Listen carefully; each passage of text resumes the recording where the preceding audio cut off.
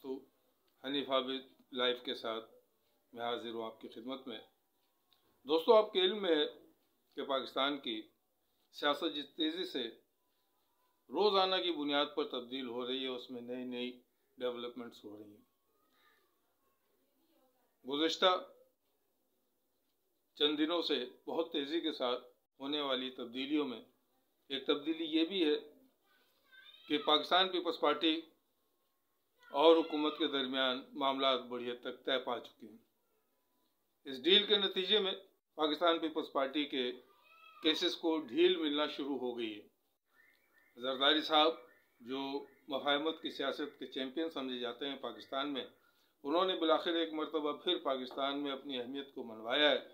और ऐसे हालात में जब ये नज़र आ रहा था कि अपोजिशन और हुकूमत बाहम एक दूसरे के सामने सफा रहे हैं और कुछ ही दिनों में धड़न तख्ता हुकूमत का होने वाला है, इस मौके पर पाकिस्तान पीपल्स पार्टी ने जिस खूबसूरती के साथ अपना सियासी पैंतरा बदला है, और अब ना इस्तीफ़ों की बात हो रही है, ना धरने की बात हो रही है, ना लॉन्ग मार्च की बात हो रही है।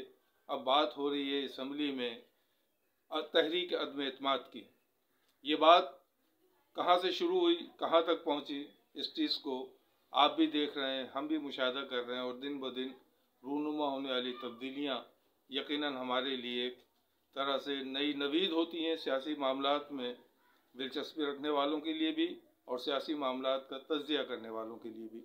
हुकूमत इतनी सादगी के साथ अपने मामलात को ख़राब करती है कि बाज़ औक़ात ये गुमान होता है कि वाकई ये लोग या तो नाअहल हैं या इन्हें काम करना नहीं आता। लेकिन वो बिगड़े हुए मामलात और बिगड़ी हुई सूरत हाल कुछ ही दिनों के बाद या थोड़े ही अरसे के बाद तब्दील होना शुरू हो जाती है और वो हुकूमत के हक़ में तब्दील होने लगती है, जिससे इस बात को बड़ी तक़वियत मिलती है कि हुक्मरान कितने ही नाअहल सही, लेकिन इनके मामलात को तय करवाने वाले या इनके मामलात को बेहतर अंदाज में फिर मनफ़ा शहूद पर लाने वाले लोग जो हैं वो बहुत ताकतवर हैं और इंतहाई ज़हीन भी हैं। आप ये देख लीजिए कि हुकूमत के 2.5 साल पूरे हो चुके हैं। मज़ीद 2.5 साल के लिए तकरीबन हुकूमत को गारंटी दी जा चुकी है कि आपकी हुकूमत जो है अपनी मुद्दत पूरी करेगी। इसके नतीजे में पाकिस्तान पीपल्स पार्टी को बड़ी हद तक ढील दी जा चुकी है।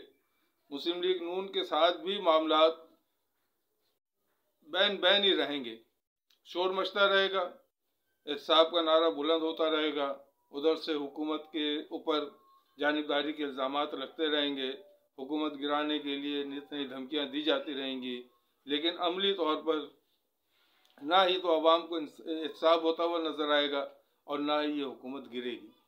ये कौन सी चीज़ें हैं, ये कौन से मामलात हैं जो अवाम को सब्ज़ बाग़ दिखाने के बाद उनको एक ऐसी बंदगली में ले जाते हैं जहाँ बेचारे खामोश होकर के बैठ जाते हैं। उनके लिए मुमकिन नहीं होता। और ये कोई नई चीज़ नहीं है। तारीख़ के तालिब इल्म इस बात का बहुत अच्छी तरह इदराक रखते हैं। हम अगर माजी में चले जाएं तो जुल्फ़िकार अली भुट्टो के ख़िलाफ़ जो तहरीक चली थी PNA की, जिसमें निज़ाम मुस्तफ़ा की बात की गई थी और पाकिस्तान के अवाम कराची से खैबर तक इस नारे पर जो है बहुत तेज़ी के साथ सड़कों पर निकल आए थे और हुकूमत का पहिया जाम कर दिया था। अमल में क्या हुआ, उसका अंजाम क्या हुआ? वो तमाम नारे, वो तमाम ताकतें, वो तमाम जद्दोजहद जो है बिलाखिर एक जनरल की झोली में डाल दी गई और वो बिला किसी रोक टोक के 11 साल तक पाकिस्तान पर हुकूमत करता रहा और इस मुल्क को क्लाशनकोव, हीरोइन और दहशतगर्दी के बेशुमार तोहफे दे करके बिलाखिर हवा में चला गया। उसके बाद जमहूरियत का राग इस तेज़ी से अलापा गया कि जिसका हिसाब नहीं। नवाज शरीफ की हुकूमत हुई या बेनज़ीर की हुकूमत हुई, इन दोनों के बार बार गिराए जाने के नतीजे में जो सूरत हाल पैदा हुई, उसमें अवाम को ये नवीद दी गई कि ये दोनों मिलकर जमहूरियत को मजबूत करेंगे। दोनों ने हुकूमत भी की, अपनी अपनी मुद्दत भी पूरी की, लेकिन ना जमहूरियत मजबूत हो सकी, ना पाकिस्तान के अवाम के मसाइल हल हो सके। तो फिर अवाम बेचारे जाएं कहाँ? इस सूरत हाल में जब उन्हें तहरीक इंसाफ नज़र आई और ये महसूस हुआ कि ये शायद कोई तब्दीली लेकर के आए और म्यूज़िकल चेयर का गेम ख़त्म हो और तीसरी जमात या तीसरी क़ुव्वत जो है वो पाकिस्तान की सियासत में दाखिल हो। लेकिन बड़े अफसोस के साथ कहना पड़ता है कि अवाम की उम्मीदें एक मरतबा फिर मायूसी में तब्दील होती जा रही हैं।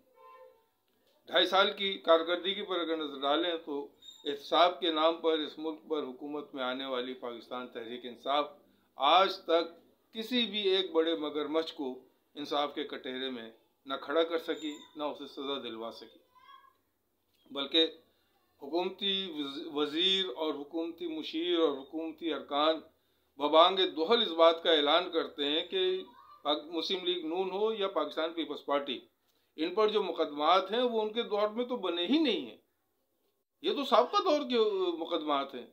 यानी कि उनके नज़दीक अभी तक ये लोग इस काबिल भी नहीं है कि इन पर मुकदमात कायम किए जाएं या इनको कानून के कटहरे में लाया जाए।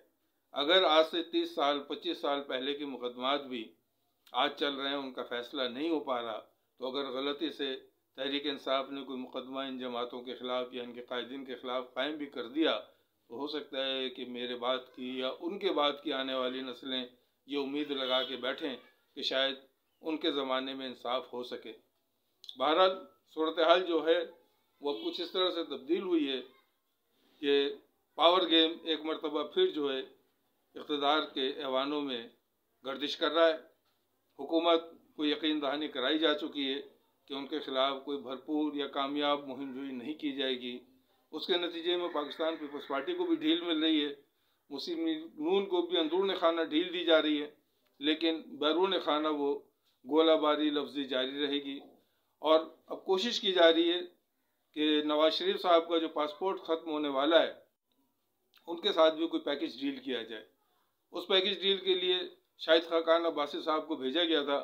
अब वो जो वहाँ से मामला तय करके आए या उनकी राय लेकर के आए, उस पर अभी मुशावरत जारी है।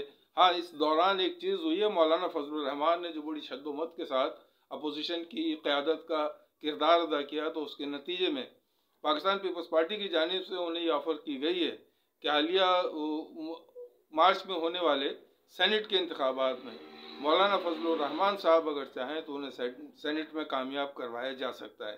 पाकिस्तान पीपल्स पार्टी ने मौलाना फजलुर रहमान को या JUI को ये बड़ा भरपूर और मैसेज भेजा है कि अगर वो चाहें तो मौलाना को जो है वो ऐवान में लाया जा सकता है, और बाहर रहने की बनिस्बत मौलाना ऐवान में जो है हुकूमत को ज़्यादा टफ टाइम देंगे, क्योंकि जरदारी साहब का भी ये कहना है कि जो भी जंग होगी आइंदा 2 या 2.5 साल तक वो उमूमी तौर पर ऐवानों के अंदर लड़ी जाए, क्योंकि अवामी सतह पर वो ये देख चुके हैं कि अवाम अब इस काबिल भी नहीं रहे, ना उनमें इतनी सकत है कि वो किसी तहरीक के लिए निकल सकें। देखें आने वाला वक्त हमारे लिए और क्या लेकर के आता है। अपना बहुत सारा ख्याल रखिएगा। इंशाअल्लाह जल्दी मुलाकात होगी। हनीफ आबिद को इजाज़त दीजिए। खुदा हाफिज़।